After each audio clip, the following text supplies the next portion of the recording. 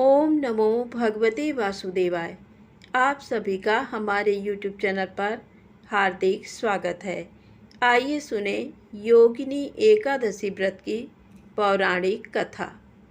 युधिष्ठिर ने पूछा, वासुदेव, आषाढ़ के कृष्ण पक्ष में जो एकादशी होती है उसका क्या नाम है? कृपया उसका वर्णन कीजिए। भगवान श्री कृष्ण बोले, नृपश्रेष्ठ, आषाढ़ कृष्ण पक्ष की एकादशी का नाम योगिनी है। ये बड़े बड़े पातकों का नाश करने वाली है। संसार सागर में डूबे हुए प्राणियों के लिए ये सनातन नौका के समान है। तीनों लोकों में ये सारभूत व्रत है।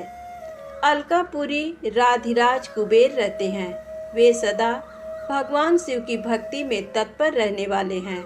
उनके हेममाली नाम वाला एक यक्ष सेवक था जो पूजा के लिए फूल लाया करता था। हेममाली की पत्नी बड़ी सुंदरी थी। उसका नाम विशालाक्षी था। वह यक्ष कामपाश में आबद्ध होकर सदा अपनी पत्नी में आसक्त रहता था। एक दिन की बात है, हेममाली मानसरोवर से फूल लाकर अपने घर में ही ठहर गया और पत्नी के प्रेम का रसास्वादन करने लगा। अतः कुबेर के भवन में न जा सका। इधर कुबेर मंदिर में बैठकर शिव का पूजन कर रहे थे। उन्होंने दोपहर तक फूल आने की प्रतीक्षा की। जब पूजा का समय व्यतीत हो गया तो यक्षराज ने कुपित होकर सेवकों से पूछा, यक्षों, दुरात्मा हेममाली क्यों नहीं आ रहा है? इस बात का पता तो लगाओ। यक्षों ने कहा, राजन, वह तो पत्नी की कामना में आसक्त हो अपनी इच्छा के अनुसार घर में ही रमण कर रहा है। उनकी बात सुनकर कुबेर क्रोध में भर गए और तुरंत ही हेममाली को बुलवाया। देर हुई जानकर हेममाली के नेत्र भय से व्याकुल हो रहे थे। वह आकर कुबेर के सामने खड़ा हुआ। उसे देखकर कुबेर की आंखें क्रोध से लाल हो गईं। वे बोले, ओ पापी, ओ दुष्ट, ओ दुराचारी, तूने भगवान की अवहेलना की है। अतः कोढ़ से युक्त और अपनी उस प्रियतमा से वियुक्त होकर इस स्थान से भ्रष्ट होकर अन्यत्र चला जा। कुबेर के ऐसा कहने पर वह उस स्थान से नीचे गिर गया। उस समय उसके हृदय में महान दुख हो रहा था।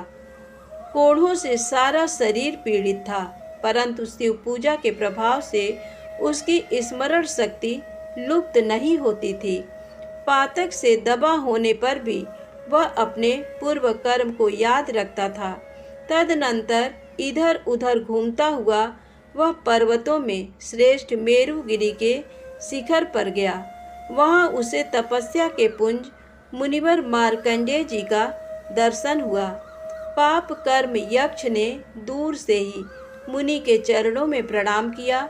मुनिवर मार्कंडेय ने उसे भय से कांपते देख परोपकार की इच्छा से निकट बुलाकर कहा, तुझे कोढ़ के रोग ने कैसे दबा लिया? तू क्यों इतना अधिक निंदनीय जान पड़ता है? यक्ष बोला, मैं कुबेर का अनुचर हूँ।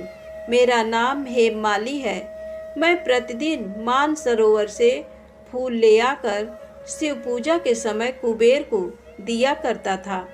एक दिन पत्नी सहवास के सुख में फंस जाने के कारण मुझे समय का ज्ञान ही नहीं रहा। अतः राजाधिराज कुबेर ने कुपित होकर मुझे शाप दे दिया, जिससे मैं कोढ़ से आक्रांत होकर अपनी प्रियतमा से बिछुड़ गया। मुनि श्रेष्ठ, इस समय किसी शुभ कर्म के प्रभाव से मैं आपके निकट आ पहुँचा हूँ। संतों का चित्त स्वभावतः परोपकार में लगा रहता है। ये जानकर मुझ अपराधी को कर्तव्य का उपदेश दीजिए। मार्कंडेय जी ने कहा, तुमने यहाँ सच्ची बात कही है, असत्य भाषण नहीं किया है। इसलिए मैं तुम्हें कल्याणप्रद व्रत का उपदेश करता हूँ। तुम आषाढ़ के कृष्ण पक्ष योगिनी एकादशी का व्रत करो। इस व्रत के पुण्य से तुम्हारी कोढ़ निश्चय ही दूर हो जाएगी। भगवान श्री कृष्ण कहते हैं, ऋषि के ये वचन सुनकर हेममाली दंड की भांति मुनि के चरणों में पड़ गया। मुनि ने उसे उठाया। इससे उसको बड़ा हर्ष हुआ। मार्कंडेय जी के उपदेश से उसने योगिनी एकादशी का व्रत किया, जिससे उसके शरीर की ओढ़ दूर हो गई। मुनि के कथनानुसार उस उत्तम व्रत का अनुष्ठान करने पर वह पूर्ण सुखी हो गया।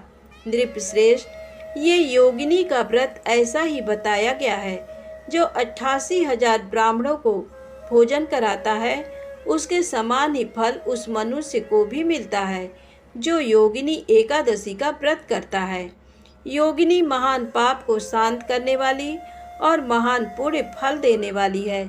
इसके पढ़ने और सुनने से मनुष्य सभी पापों से मुक्त हो जाता है। प्रेम से बोले विष्णु भगवान की जय। आइए सुने लक्ष्मी जी और भाग्य की कहानी। एक शहर में एक गरीब बूढ़ा ब्राह्मण अपनी पत्नी व सोमदत्त नाम के एक पुत्र के साथ रहता था। सोमदत्त प्रतिदिन राजा की लड़की को कथा सुनाने जाया करता था। वहां से दक्षिणा में जो मिलता उसमें ही वह अपने परिवार का पालन करता था। एक बार भाग्य और लक्ष्मी एक दूसरे से अपने आप को बड़ा बताने लगे। आपस में कोई निर्णय न होने पर दोनों ब्रह्मा जी के पास गए।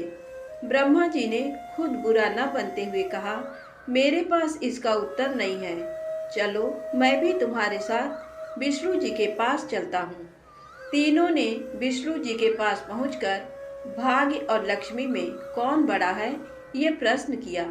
विष्णु जी ने भी ब्रह्मा जी की तरह बुरा न बनते हुए उत्तर न देकर उन्हें अपने साथ लेकर शिव जी के पास पहुंचकर उपरोक्त प्रश्न पूछा। शिव जी ने भी कोई उत्तर न देकर कहा कि चलो पृथ्वी पर चलकर इस प्रश्न का उत्तर मालूम करते हैं। पांचों देवी देवता ने साधु का वेश धारण कर पृथ्वी पर उपरोक्त ब्राह्मण के घर पहुंच अलख जगाई और कहा कि हम रात्रि में भी आपके घर पर ही विश्राम करेंगे। इस पर ब्राह्मण पुत्र सोमदत्त ने अतिथि देवो भव ऐसा विचार कर कहा, महाराज, मेरे घर में दक्षिणा में मिले दाल भात आदि से हम तीनों के भोजन की पूर्ति होती है, अतः मैं एक समय के भोजन की व्यवस्था कर सकता हूँ। साधुओं ने उसे एक बर्तन देकर कहा कि वह दाल भात इस बर्तन में बनाओ तो हम सबका दोनों समय का भोजन बन जाया करेगा। इस प्रकार उस बर्तन में बने भोजन से दोनों समय के भोजन की पूर्ति हो गई। अगले दिन प्रातः में सोमदत्त जाने लगा तो एक साधु ने पूछा, तुम कहाँ जा रहे हो? उसने कहा, मैं राजा की लड़की को कथा सुनाने जा रहा हूँ। साधु ने कहा, तुम कथा सुनाने के बाद राजा की लड़की से पूछना कि तुम किस अभिलाषा की पूर्ति हेतु कथा सुनती हो। सोमदत्त ने कथा सुनाने के बाद उपरोक्त प्रश्न पूछा। राजा की लड़की ने कहा, मैं इस अभिलाषा से कथा सुनती हूँ कि मुझे ऐसा वर मिले जिसकी चर्चा सभी की जुबान पर हो, उसके माथे पर चांद और सूरज की रोशनी हो तथा वह भाग्य का ऐसा धनी हो कि उसके कदमों में लक्ष्मी थिरकती हुई हो तथा ऐसी बारात हो जैसी किसी ने अब तक ना देखी हो। वापस आकर उसने साधुओं को लड़की के उत्तर से अवगत करा दिया। अगले दिन प्रातः काल में जब वह कथा सुनाने के लिए जाने लगा तो साधुओं ने कहा कि बच्चा, आज फिर वही प्रश्न करना, वह फिर तुम्हें कल वाली बातें बताएं तो तुम तुरंत कह देना, जैसा पति तुम्हें चाहिए वैसा केवल मैं ही हूँ, ये कहकर भाग आना। सोमदत्त ने कहा, हे साधु महाराज, कहाँ एक मैं गरीब ब्राह्मण जिसका घर उसकी दी हुई दक्षिणा पर पलता है, और कहाँ वह एक राजा की पुत्री। राजा मुझे और मेरे परिवार को मृत्युदंड देकर मौत के घाट उतार देगा, अतः मैं ऐसा नहीं करूँगा। साधुओं ने कहा कि ठीक है, हम तुम्हें परिवार सहित अभी अपने श्राप से भस्म किए देते हैं। सोमदत्त पहले से ही उनके चमत्कार से डरा हुआ था। उसने सोचा कि राजा तो बाद में मृत्यु दंड देगा, ये अभी अपने श्राप से भस्म कर देंगे। अतः साधुओं को आश्वासन देकर कथा सुनाने चला गया। कथा सुनाने के बाद सोमदत्त ने कहा कि कल वाले प्रश्न के अनुसार जैसा वर तुम्हें चाहिए वैसा वर मैं ही हूँ, ऐसा कहकर वह वहां से भाग आया। राजा की पुत्री को एकदम बहुत आघात पहुंचा। उसने दासी के द्वारा अपने पिताजी को बुलाकर सब बातें बताई। राजा ने आश्वासन दिया कि उस उदंड ब्राह्मण को इसकी सजा मिलेगी। राजा ने तुरंत अपने मंत्रियों से विचार विमर्श किया। एक वरिष्ठ मंत्री ने कहा कि उसने अपराध तो फांसी दिए जाने वाला किया है, परंतु वह एक ब्राह्मण है, उसे फांसी देने पर एक ब्रह्म हत्या का पाप लगेगा। कुछ ऐसा किया जाए कि वह दंडित भी हो और ब्रह्म हत्या का पाप भी न लगे। काफी विचार विमर्श के बाद तय हुआ कि शादी का निमंत्रण पत्र कुछ शर्तों के साथ भिजवाया जाए। राजा ने शर्तों वाला निमंत्रण पत्र लिखवाकर हलकारी के हाथ सोमदत्त के पिताजी के पास भेज दिया। उधर सोमदत्त ने घर पहुंचकर साधुओं को बताया कि आपके कहे अनुसार कहने पर राजकन्या बहुत क्रोधित हो गई थी। अब शीघ्र ही फांसी का संदेश पहुंचने वाला है। कुछ समय के बाद हलकारा निमंत्रण पत्र लेकर पहुंच गया। साधुओं ने हलकारे को सम्मान सहित बिठाकर सोमदत्त को निमंत्रण पत्र पढ़कर सुनाने के लिए कहा। पत्र इस प्रकार था। हे ब्राह्मण पुत्र, हमें तुम्हारा शादी का प्रस्ताव मंजूर है, परंतु साथ साथ हमारी कुछ शर्तें भी हैं। तुम्हारे द्वारा सभी शर्तें पूरी करने पर हम अपनी लड़की की शादी तुम्हारे साथ कर देंगे। शर्तें पूरी ना होने पर तुम्हें परिवार सहित फांसी दे दी जाएगी। शर्तें इस प्रकार हैं। बारातियों के ठहरने वाले सभी बारात घर तथा बनाए गए सभी तंबू भरे होने चाहिए। कोई भी तंबू खाली नहीं रहना चाहिए। बारातियों के आतिथ्य सत्कार में बनाई गई सभी खाद्य सामग्री प्रयोग होने चाहिए। ऐसी अद्भुत बारात आनी चाहिए जिसकी चर्चा हर व्यक्ति की जुबान पर हो। बारात आने पर यदि कोई भी शर्त अधूरी होगी तो बारात में आने वाली सभी बारातियों को भी फांसी दे दी जाएगी। पत्र को पढ़कर सोमदत्त डर से कांपने लगा। साधुओं ने कहा, तुम डरो नहीं। हलकारे को भोजन खिलाकर पत्र का उत्तर देकर विदा करो और पत्र में लिखो कि आप शादी की तैयारी करें। हम फला दिन बारात लेकर आ रहे हैं। हलकारे को भोजन में दाल भात परोसा गया। हलकारे की थाली में वह 36 प्रकार का भोजन बन गया। विदाई में साधुओं ने उसे मुट्ठी भर धूनी की राख व पत्र देकर विदा किया। बाहर आकर हलकारे ने देखा कि वह राख नहीं बल्कि हीरे मोती हैं। वह बहुत खुश हुआ। राजा ने सकारात्मक उत्तर प्राप्त होने पर विचार किया कि वह गरीब ब्राह्मण किसके भरोसे ऐसा कर रहा है। क्या कोई दुश्मन राजा उसका साथ दे रहा है? यही सोचकर राजा ने शहर के तमाम बारात घर सजवा दिए और अनेकों नेक तंबू लगवा दिए। राजा को विश्वास था कि अधिक आदमी न आने के कारण वह शर्त हार जाएगा। सोमदत्त अपनी बारात में चलने के लिए जिसे भी कहता वही उसे ये कहकर मना कर देता कि तुम्हारा तो अंतिम समय आ गया है, हम बारात में तुम्हारे साथ मरने के लिए क्यों जाएं? ऐसी बातें सुनकर वह बहुत परेशान था। शादी वाले दिन सोमदत्त को परेशान देखकर साधुओं ने कहा, बच्चा, आज तुम्हारी शादी है और तुम परेशान हो रहे हो। तैयार होकर हमारे साथ चलो। तुम किसी बात की चिंता मत करो, हम तुम्हारे साथ हैं। सोमदत्त ने भाग्य में जो लिखा है वही होगा, ऐसा सोचकर तैयार होकर साधुओं के साथ चल दिया। भगवान शिव जी ने इस बारात में चलने के लिए सभी देवताओं को मनुष्य रूप में आमंत्रित किया हुआ था तथा भूत प्रेत व अपने सभी गणों को भी शादी में बुला लिया, जिसके कारण सभी बारात घर व लगवाए गए सभी तंबू भर गए। इसके बाद भी कुछ बाराती बिना तंबू के रह गए। राजा के पास सूचना भिजवाई गई कि बारातियों के ठहरने का और प्रबंध कराया जाए। सूचना मिलने पर राजा ने विचार किया कि कहाँ से इतने बाराती आ गए हैं, चलकर देखना चाहिए। राजा तुरंत वहां पहुंचे। राजा को आया देखकर शिव जी ने शुक्र व शनि जी को बच्चे के रूप में बनाकर भूख के कारण रुला दिया। राजा ने दो बच्चों को रोते देखकर पूछा कि ये बच्चे क्यों रो रहे हैं। साधु बने शिव जी ने कहा, इन्हें भूख लगी है। राजा ने उन बच्चों को खाना खिलाने के लिए भेज दिया। कुछ समय के बाद राजा के कर्मचारियों ने आकर बताया कि महाराज, वे दोनों बच्चे तो सारा का सारा भोजन खा गए हैं, फिर भी भूख भूख चिल्ला रहे हैं। ऐसा सुनकर राजा बहुत परेशान हुए। उन्होंने अपना घमंड त्याग कर साधुओं के सामने नतमस्तक होकर कहा, महाराज, अब मेरी लाज आपके हाथ में है। साधुओं ने कहा कि कोई बात नहीं, सब कुछ ठीक हो जाएगा। तुम घर जाकर बारात की आगवानी की तैयारी करो। राजा ने शहर को बहुत ही सुंदर ढंग से सजवाया। जगह जगह झालरों से पूरा शहर एक दुल्हन की तरह से सजाया गया। सोमदत्त भी शादी की पोशाक में एक राजकुमार की तरह बहुत सुंदर दिखाई दे रहा था।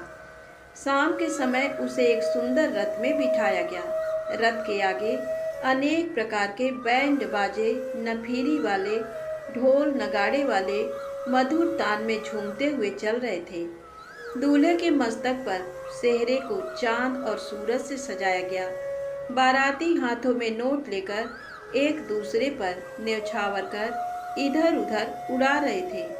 बारात के इस विहंगम दृश्य को देखकर आपस में कहने लगे कि इस गरीब ब्राह्मण के भाग्य को तो देखो। इसके मस्तक के सेहरे में चांद, सूरज और चारों तरफ से इस प्रकार धन उड़ाया जा रहा है, मानो किसी बहुत बड़े राजा की बारात निकल रही है। ऐसी बारात हमने अपने जीवन में कभी नहीं देखी और ना आगे देखने की उम्मीद है। ये भाग्य का बहुत ही धनी है। पब्लिक की इस प्रकार की बातों को सुनकर ब्रह्मा जी, विष्णु जी तथा शिव जी ने भाग्य व लक्ष्मी जी से कहा कि देखो, तुम्हारे प्रश्न का उत्तर पब्लिक दे रही है। अतः मनुष्य को फल की इच्छा न करते हुए कर्म करते रहना चाहिए। मनुष्य को समय से पहले और भाग्य से अधिक कुछ नहीं मिलता। प्रेम से बोले विष्णु भगवान की जय। भगवान विष्णु के सच्चे भक्त की कहानी। एक बार एक सीधा साधा अनपढ़ गंवार किसान था। वह एक संत जी के पास गया और कहने लगा कि मुझे ईश्वर का ऐसा नाम बता दो जिसे मैं सारा दिन जपता रहूं और अपना काम भी करता रहूं, मेरा परलोक भी सुधर जाए। संत ने कहा, ठीक है, तुम अघमोचन अघमोचन नाम दिन रात जाप किया करो। सीधा साधा किसान रास्ते में जाते जाते अघमोचन अघमोचन नाम रटते हुए जा रहा था, लेकिन कुछ देर बाद भूल गया और घमोचन घमोचन नाम रटने लगा। अब दिन रात वह घमोचन घमोचन रटता रहता। एक दिन भगवान विष्णु भोजन करते हुए मुस्कुरा रहे थे, तो माता लक्ष्मी ने इसका कारण पूछा। भगवान विष्णु कहने लगे कि लक्ष्मी, मेरा एक भक्त ऐसा नाम रट रहा है जिसका शास्त्रों में कोई वर्णन ही नहीं है, लेकिन नाम चाहे वह गलत ही ले रहा हो, लेकिन उसका मन मेरी ओर ही लगा हुआ है। इसके मन में मेरी ही छवि है। उसका गलत नाम लेने के कारण ही मेरे मुख पर मुस्कान है। माता लक्ष्मी कहने लगी, क्या आपको लगता है कि ये आपका सच्चा भक्त है? तो चलें इसकी परीक्षा लेते हैं। विष्णु जी कहने लगे कि लक्ष्मी, अगर तुम्हारी ऐसी इच्छा है तो चलो धरती पर चलते हैं।